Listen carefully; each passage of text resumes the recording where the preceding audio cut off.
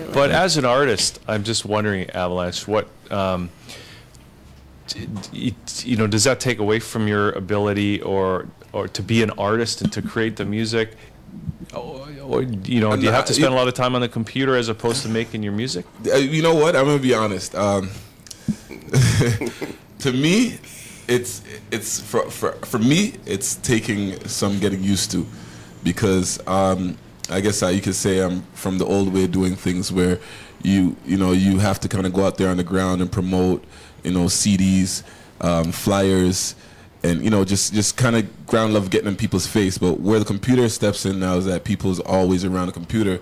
So now you have to dedicate a certain part of your day. Like maybe you wake up in the morning and you dedicate an hour out of your day for the morning on just blasting people and letting them know, putting up your embedded codes over here, your URL codes, pasting, cutting, there's all kinds of... Sounds familiar. Yeah, it sure does. So, I mean, that it's just a dedication where as an artist, maybe you might want to have a couple people doing things. The busier you get, right, as an artist, the less time I think you'll have for that. So right now, for me, I would say I'm in an intermediate phase where I feel like I'm somewhat busy when it comes to other artists, and I can comparatively look at what I'm doing compared to some other artists in the industry, which is tough right now, just to even get gigs and, just to promote yourself. I mean, it's a tough thing right now. So dedicating that time, I've found that I'm able to now dedicate like an hour and a half a day, and that's just focusing on, those are my fans. Like every hit that you get, that's a possible fan. So, and I now have to take that time to, show a little love on the computer, because they're going to count those download sales, those ringtone dollars. Absolutely. And staying in touch with your fans. Absolutely, right? right. No, you want to be in touch with them. And if, some people, they start, little, Facebook pages, and you might have a page where, the real Avalanche official page, or you have a couple pages because you have fans now that want to start these little, promotion pages for you. And that's happened to me over the last little bit, where a couple of people have started up pages on their own, and they're actually promoting on my behalf. That must feel pretty good. Excuse me. Yeah, that's what I said. Yeah, it feels pretty good. But at the same time, it's you still that for you to get that. Yeah. And to earn that from somebody, there's so much. That's like years of work. Like to be honest, that's years of putting in. And I guess that's just how when it's time to receive on the receiving end. That's how the universe blesses you. So to me, that's not something overnight where you're earning fans. One step at a time type thing. So How long has it been for you in the musical game? I started in '99. That's when I started making music, creatively releasing music creatively. I would say 2004 is when I started releasing music in the Toronto market. So go ahead. I don't want. Let it. Well, I want camera 5. I wanted. Let's see that camera 5 just for fun. There they are. They're passing us messages. We've been doing this. Keep all it rolling, guys. All right. But Avalanche, I just want to ask you, how did you hook up with King? Q? Okay. Well, it came down to, I think it was 2007.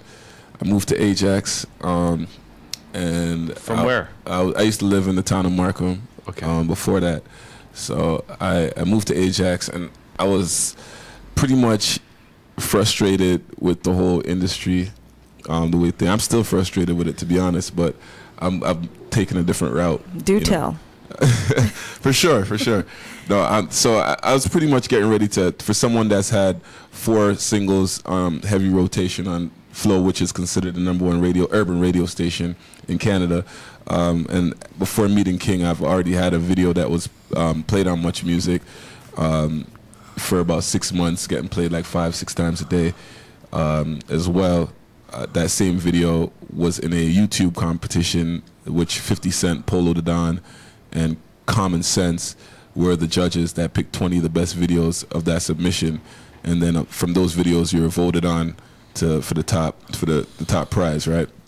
And then saying that, like, my video went from the top 20 to I remember when I having a video out for 6-7 months in Canada, I only had like 700 hits. As soon as I did that competition, I went from like 600-700 hits to like 9,000-10,000 hits in a week, and continuing on, it's at like 17,500 now. hits from that video being on the YouTube competition. So comparatively, like, that boosted a little bit of my buzz. After that, I was saying to myself, like, how come I have all these things? I have a strong resume, if you ask me, like, you know, from opening up for 50 Cent to LL Cool J. I have a strong resume, so I'm saying to myself, based on my resume, how come the dollars don't add up? You know, like, how come if I go somewhere, I'm easily, like, I might need bodyguards soon, because I feel like some places I go, people are able to point me out, and I don't even know who they are. So to me, I'm like, I should be compensated for this. Well, you got King here. He's a big guy. No, that's what I'm saying. So when I met King now, those are the things that had me frustrated, because I'm questioning myself as to how come.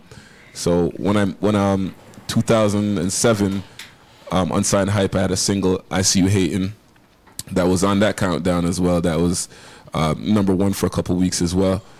And based on that interaction, a friend of mine, Saint, I was working on a mixtape, a concept, which is now finally finished, Land of the Lost. And, I pretty much said to Saint, I need somewhere to record and finish up this product, right? So Saint was like, okay, well, I'm going to introduce you to a guy by the name of King. He's very good. He's cool. Just go over there and, everything will work out. Just go check him. And, so I went over there under the pretense that I'm going to just record my music and, get my music out and still continue my independent road or whatever. So getting the talking with King throughout sessions and, recording music, I realized that our mindset, we're both on the same path. I was already doing my independent thing before that, and he's now on, that's where he focuses a lot of his attention. So where I used to waste a lot of time as an artist, like I would call it waste of time, because people don't take you as serious when you're selling yourself all the time to them. So they only care about you as an artist. So if you have someone else selling you then to them, that makes you look better as an artist. Hands down, 100%. Like, so all artists should take note of that. Stop selling yourself, because people really don't care. Tell you the truth, you might need some management. You might need a PR person. Those things are very essential. Just think about it. So that's But you got to get to a certain stage. You got to have. You got to go level. through it. But that's talking with King, that kind of just made me realize that there's levels and there's roles to play, and I definitely respect his grind and his ideas and what he's inputted in so far in my journey, since we've been working for like a year. Maybe a year or 2 or 3 months so far, and I probably have like about 40 or 50 songs recorded, and it's a huge repertoire. Yeah, and that's like new material. It's great. So there's a lot of stuff in store. We're just trying to find the lanes and avenues of how to promote and how to get things out there, but it's been going good. Actually, I felt good. I'm gonna tell this last story because I think it's just to show you what a year could do. We're at a party, and this beautiful lady walks up, right? I tell this story all the time, and it's like she looks like she can't find the house where the party is. Me and him were just talking outside, and the girl walks past, and she's lost. And he's like, "What's up? Can I help you to go where you need to go?" And he's like, "My name is King." And she looked over and she goes, "All right, cool. Your name's King." And she goes, "You don't have to say anything. You're King Avalanche." Oh wow! And I was just like. I looked at King. I was like, what's this up? All the promoting is working, So that's just to show, like, I guess. So does that story have a happy ending? Did you get the digits? I don't know. The thing is, I told him I was so satisfied with. She did so much for my ego, right? Yeah. That's her doing that alone. I didn't want to ruin it. I was just like, yeah, that's good enough for me, But when it comes to fans, I'd like to keep that line too. I like to have like fans be that, and so you don't have too much stories that coming out trying to, for sure.